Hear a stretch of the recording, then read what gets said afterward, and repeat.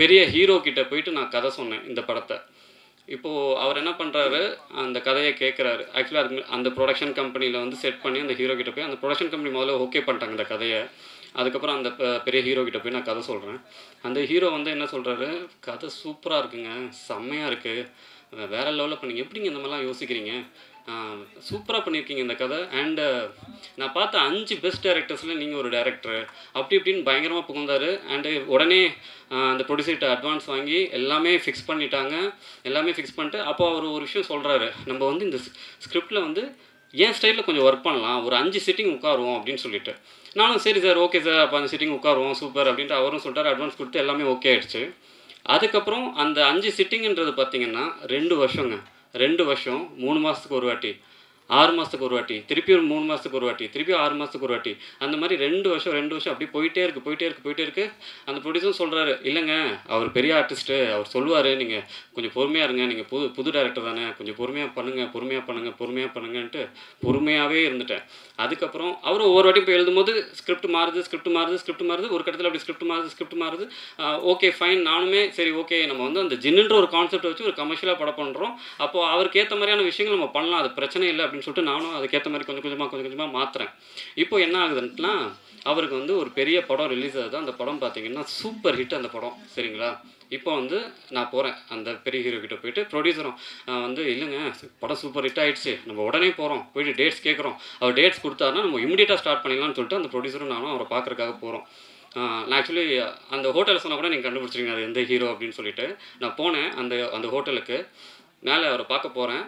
அவர் வந்து அந்த ஒரு ஜெயிச்ச அந்த ஒரு விஷயத்தில் இருக்கார், பயங்கரமான ஹிட் அந்த படம். உட்காந்துட்டு இருக்கு. அவர் ப்ரொடியூசரை உட்கார சொல்கிறாரு. நான் வரேன், என்னை உட்கார கூட சொல்லலை. என்னை பார்த்து என்னை கேட்குறேன், நீங்கள் யார் அப்படின்னு சொல்லிட்டு கேட்டார். நான் வந்து சார், நான் டிஆர் பாலா சார், உங்களுக்கு கதை சொல்லியிருக்கேன் சார், நான் வந்து ஜின்னுன்ற ஒரு கதை சொல்லியிருக்கேன் சார், அந்த கதை கேளுங்க சார். சாரி, ஆல்ரெடி கேட்டு எல்லாம் ஓகே பண்ணி இப்போ ஷூட்டிங் டேட்ஸ் கொடுத்துருக்காங்க சார், நம்ம அடுத்து ஷூட்டிங் போகணும் சார் அப்படின்னு சொல்லிட்டு. சரி ஓகே, நீங்கள் முதல்லேருந்து அந்த கதையை சொல்லுங்கள் பார்ப்போம், என்னென்னு கேட்போம் அப்படின்னு சொல்லிட்டு கேட்டார். நான் வந்து முதல்லேருந்து அந்த கதையை சொல்கிறேன். ஃபஸ்ட்டு சீன்லேருந்து லாஸ்ட்டு சீன் வரைக்கும் மொத்தம் 60 சீனு. ஒவ்வொரு சீனாக சொல்கிறேன். நிறுத்துங்க, இந்த இடத்துல தான் நான் மாற்ற சொன்னேன். இல்லை சார், நான் அதை மாற்றிட்டேன் சார், இப்போ பாருங்கள் சார் அப்படின்னு சொல்லிட்டு மாற்றி அந்த லைனை நான் சொல்கிறேன், சரிங்களா. அதுக்கப்புறம் திருப்பியும் அடுத்தது கொஞ்சம் தூரம் போகுது.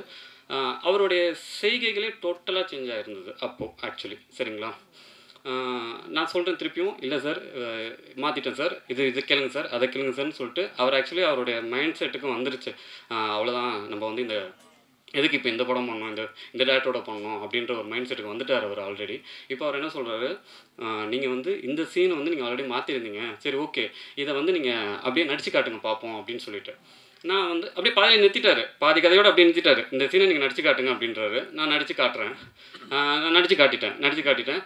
சரி ஓகே, இப்போ 2 கேரக்டர் இருக்காரு, அந்த 2 கேரக்டருமாவே நடந்து, ஆக்சுவலி படத்தில் 2 கேரக்டர் இருக்குது, 2 கேரக்டராகவே நடிச்சு காட்டுங்க அப்படின்னு சொல்கிறாரு. நான் என்ன சொல்கிறேன், சார் அது எப்படி சார், இந்த கேரக்டரும் அந்த கேரக்டரும் நானே எப்படி சார் பண்ண முடியும், பரவாயில்லைங்க நீங்கள் பண்ணுங்க அப்படின்னு சொல்லிட்டு, சரி நான் அந்த கேரக்டராகவும் பண்ணேன், இந்த கேரக்டராகவும் பண்ணேன், நான் பண்ணி காமிச்சேன். அவருக்கு அப்போயும் வந்து ஐயோ இதையும் பண்ணிட்டானே, இப்போ அடுத்து என்ன சொல்லலாம் அப்படின்ற மாதிரி இன்னொன்று வேறு ஒன்று சொல்கிறாரு. அப்போ என்னால் அதை பண்ண முடியல. அவர் வந்து வேண்டான்னு சொல்லியிருக்கலாம், இல்லை நான் பண்ணலை, நான் வேறு ஆர்டிஸ்ட்டுக்கு நான் டேட்ஸ் கொடுக்குறேன், சாரி நான் வேறு டேரக்டருக்கு கொடுக்குறேன், வேறு ப்ரொடியூசருக்கு கொடுக்குறேன்னு கூட சொல்லியிருக்கலாம். உனக்கு சினிமா தெரியாது, நீ வந்து ஃபிட் ஃபார் சினிமா, உனக்கு வந்து ஒன்றுமே தெரியாது, நீ கிளம்பு அப்படின்ற மாதிரி அந்த ப்ரொடியூசரை வச்சு நீ அவமானப்படுத்திட்டாரு. ஆக்சுவலி நான் இதை ஏன் சொல்கிறேன் அப்படின்னா, ப்ரொடியூசர் வச்சு அவமானப்படுத்தின உடனே நீ வந்து சினிமாவுக்கே லாய்க்கு இல்லை, நீ போயிட்டு எதுக்கு இந்த சினிமாவில் இருக்க, எனக்கு ஒன்றுமே புரியல. என்ன சார் கதை சொல்லி 2 வருஷமாக உங்களோட ட்ராவல் பண்ணியிருக்கேன், கதையெல்லாம் ஓகே பண்ணிட்டு நீங்கள் 5 பெஸ்ட் டேரக்டர்னு சொன்னீங்க, இப்போ வந்து இப்படி சொல்லிட்டு இருக்கீங்க அப்படின்னு சொல்லிட்டு நான் சொன்னேன். நான் சொல்கிறேன்.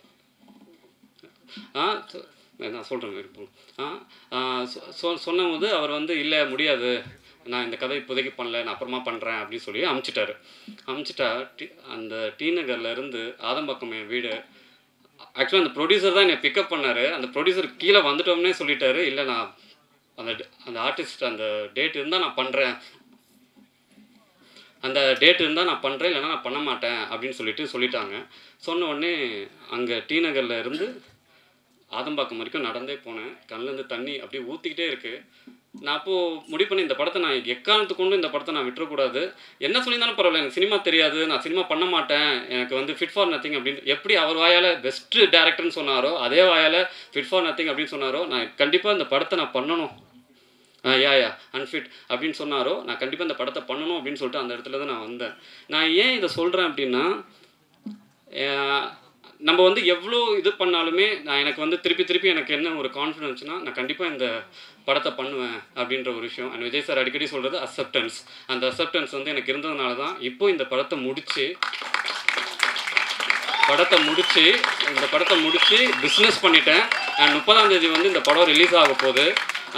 எனக்கு வந்து கண்டிப்பாக நான் சொல்கிறேன், எனக்கு சின்ன பசங்கள்லேருந்து பெரியவங்க வரைக்கும் இந்த படத்தை நான் வந்து அதான் சொல்கிறேன்.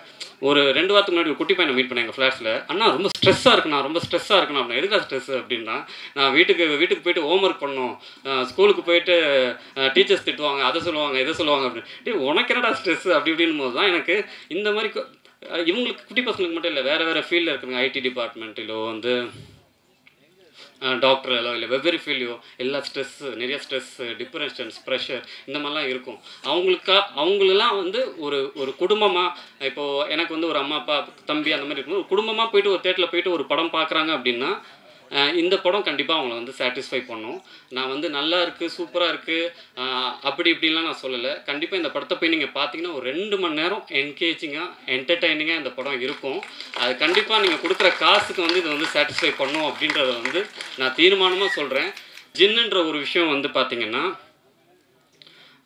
நான் வந்து மலேசியாவில் ஒரு ஆட் பண்ணும்போது அங்கே என்னுடைய ரிலேட்டிவ் வந்து வீட்டில் ஜின் வளர்த்துட்டு இருந்தாங்க. அவங்க சொன்னாங்க, இது வந்து ஜின்னு, இது வந்து நாய் பூனை வளர்க்குற மாதிரி வீட்டில் வச்சு வளர்க்குறாங்க. இதுக்கு வந்து பால் பிஸ்கெட்லாம் கொடுப்பாங்க. இதை வளர்க்குறதா இருந்தால் 3 கண்டிஷன் இருக்குது. தண்ணி படக்கூடாது, சூரிய ஒளி படக்கூடாது, அண்டு நைட்டில் தான் சாப்பாடு வைக்கணும் அப்படின்னு சொல்லிட்டு நான் முதல்ல இதெல்லாம் இருக்குமா ஆக்சுவலி நான் நம்புவேன். ஏன்னா எனக்கு வந்து எந்த அளவுக்கு கடவுள் மேலே நம்பிக்கை இருக்கோ அந்தளவுக்கு பேய்கள் மேலேயும் அமானுஷங்கள் மேலேயும் நம்பிக்கை இருக்குது. அவங்க சொல்லும்போது அதை நம்ம வந்து கிண்டலாவோ இல்லை வந்து அதை வந்து ஒரு சாதாரணமாகவோ எடுத்துக்கல நான். ஏன்னா அதை அவங்க ரொம்ப பிலீவ் பண்ணுறாங்க. இந்தோனேஷியா, மலேசியா, தாய்லாந்து அந்த மாதிரி. ஸோ வந்து இது பார்த்திங்கன்னா அவங்க சொன்ன விஷயங்களை நான் ரிசர்ச் பண்ணும்போது இது வந்து கூகுளே இருக்குது. அது தொயோன்ற வார்த்தையில் நீங்கள் இப்போ டைப் பண்ணிங்கன்னா கூட அதை பற்றின விஷயங்கள் வரும். அண்டு அந்த 3 கண்டிஷன்ஸ் முதற்கொண்டு எல்லாமே அதில் வருது. ஸோ இதை வந்து அவங்க ரொம்ப நம்பிக்கையாக அதை இது பண்ணுறாங்க. ஸோ நான் அதை எடுத்து ஒரு கதையாக நான் பண்ணேன். கருந்தல் ராஜ் சாரோட உட்காந்து ஃபுல்லாக ஸ்க்ரீன் ப்ளே பண்ணி அதை பற்றின நிறைய ரிசர்ச்சஸ் பண்ணி அதை வந்து நாங்கள் ஸ்கிரிப்ட் பண்ணி ஒரு ஸ்க்ரீன் ப்ளேவாக நாங்கள் பண்ணோம். ஸோ அந்த படத்தை பற்றி நான் ஒரு ரிசர்ச் பண்ணும்போது ஒரு மலேசியா மந்திரவாதிகிட்ட பேசும்போது அவங்க சொன்னாங்க, இதை நீங்கள் வந்து காமெடியெல்லாம் பண்ணாதீங்க, சீரியஸாக பண்ணணும். இது வந்து ஒரு பயங்கரமான ஒரு டேஞ்சரான ஒரு விஷயம். ஸோ நீங்கள் வந்து எவ்வளோ சீரியஸாக பண்ண முடியுமோ அவ்வளோ சீரியஸாக பண்ணுங்கள். பட் நான் இங்கே வந்துட்டு மொத்தமாக வந்து காமெடியாக தான் பண்ணேன். அதுக்கேற்ற மாதிரி இது ஆக்சுவலாக ஹாரர் காமெடி. அதுக்கேற்ற மாதிரி ஷூட்டிங் ஸ்பாட்டில் நிறையா அமானுஷங்கள் நடந்தது. நாங்கள் எடுக்க போகிற மொதல் சீன்லேயே ஆக்சுவலாக ஹீரோ வந்து ஜின் பாக்ஸை எடுத்துகிட்டு வீட்டுக்குள்ளே வராரு. அப்போ வரைக்கும் வெயில் தான் அடிச்சிட்டு இருந்துச்சு. சடனாக பார்த்திங்கன்னா மழை பெய்ய ஆரம்பிச்சிச்சு, பயங்கர காற்று அடிக்குது, ரொம்ப அப்படியே ஒரு அமானுஷமான ஒரு விஷயமா நடந்துச்சு. அப்போது எல்லாருமே ஆக்சுவலி பயந்துட்டாங்க. ஸோ இந்த மாதிரி அதுக்கப்புறம் நிறையா ஷூட்டிங் ஸ்பாட்லேயும் சரி, ஹீரோயினுக்கு அண்டு வேலை செஞ்சவங்களுக்கு எல்லாத்துக்குமே வந்து கொஞ்சம் பிரச்சனைகள், கொஞ்சம் விஷயங்கள் எல்லாமே பேரநார்மல் ஆக்டிவிட்டீஸ் இதெல்லாம் நடந்தது.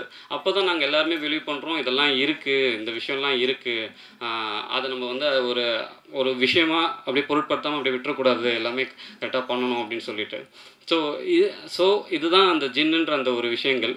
பாவியா பற்றி ஆக்சுவலி அவங்க சொன்னது கரெக்டு தான், அவங்க சொன்னது உண்மை தான். நான் அவங்கள யதார்த்தமாக விஆர் மாலில் பார்க்குறேன். நான் ஆல்ரெடி ஒரு கேரக்டர் இதுதான் அப்படின்னு ஃபிக்ஸ் பண்ணியிருக்கும்போது அவங்கள யதார்த்தமாக பார்க்கும்போது எனக்கு இவங்க தான் வேணும் அப்படின்ட்டு நான் வந்து அவங்கள ஃபிக்ஸ் பண்ணது. அதுக்கப்புறம் ஆல்ரெடி வந்து பிஆர்ஓ வந்து எனக்கு அவங்க ஃபோட்டோஸ் அனுப்பிச்சிருந்தாங்க. இப்போ நான் சரியாக கவனிக்கல. அப்போ யதார்த்தமாக பார்க்கும்போது அதே பொண்ணை நம்ம பார்த்தோம். அப்போ இவங்க தான் சொல்லிட்டு நான் வந்து இவர்கிட்ட பிஆர்ஓ கிட்ட நீங்கள் அவங்க எங்கே இருந்தாலும் அவங்கள கூட்டிகிட்டு வாங்க, அந்த படத்துக்கு அவங்க தான் நம்ம ஹீரோயினாக போட போகிறோம் அப்படின்னு அப்படின்னு சொல்லிட்டு அவங்கள ஃபிக்ஸ் பண்ணது. அண்ட் அதுக்கப்புறம் தான் அவங்க சொன்னாங்க, அவங்க ஜின்னால் வந்து நிறையா என்கவுண்டர்ஸ் ஃபேஸ் பண்ணியிருக்காங்க அப்படின்னு சொல்லிட்டு. அதெல்லாம் கேட்கும்போது ரொம்ப வந்து எனக்கே ஷாக்கிங்காக இருந்தது. என்னங்க சொல்கிறீங்க அப்படின்ற மாதிரி நிறைய விஷயங்கள் நாங்கள் ஜின்னை பற்றி நிறையா டிஸ்கஸ் பண்ணியிருக்கோம். அண்ட் ஜின்னு வந்து ஆக்சுவலாக அவங்க கூடவே வாழ்ந்துட்டுருக்கு. அவங்க இப்போ எல்லா இன்டர்வியூஸ்லையும் சொல்லிகிட்டு இருக்காங்க. And thank you. And Balasaravanan bro அவர் கிளம்பிட்டார். ரொம்ப நன்றி Balasaravanan bro. And Vinodhini madam அக்கான்னு சொல்லிக்கிறேன். ரொம்ப நன்றி.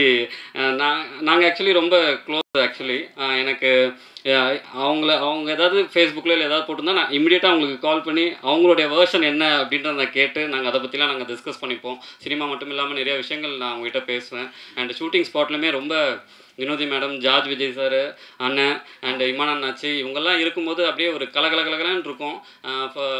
ஃபார் எக்ஸாம்பிள் அவங்க வந்து இதுதான் மாண்டேஜ், நீங்கள் இந்த மாண்டேஜாக பண்ணுங்கள் அப்படின்னு நான் சொல்லும்போது அதை அவங்க ஒரு விஷயம் பண்ணுவாங்க. நான் அதை கட் சொல்ல மாட்டேன், ஏன்னா ரொம்ப இன்ட்ரெஸ்டிங்காக இருக்கும். உடனே நான் என்ன பண்ணுவேன், இப்போ நான் எடிட்டிங்கில் பார்க்குறேன். எடிட்டிங்கில் பார்க்கும்போது அது வந்து சீனாக அப்படியே மாறிடும். ஸோ அந்தளவுக்கு அவங்க வந்து ரொம்ப கலக்கலன்னு அந்த சீனையே வந்து வேறு லெவலில் அப்படியே பண்ணிவிடுவாங்க. And Imman Annachi, George Vijay, Rithvik, Nizhalgal Ravi sir எல்லாருக்குமே மிக மிக நன்றி. அண்ட் அடுத்தது ஹீரோக்கு வருவோம். ஆக்சுவலி நான் ரொம்ப லக்கி, எனக்கு முகின் ராவ் வந்து இந்த படத்தில் ஹீரோவாக கிடச்சதுக்கு.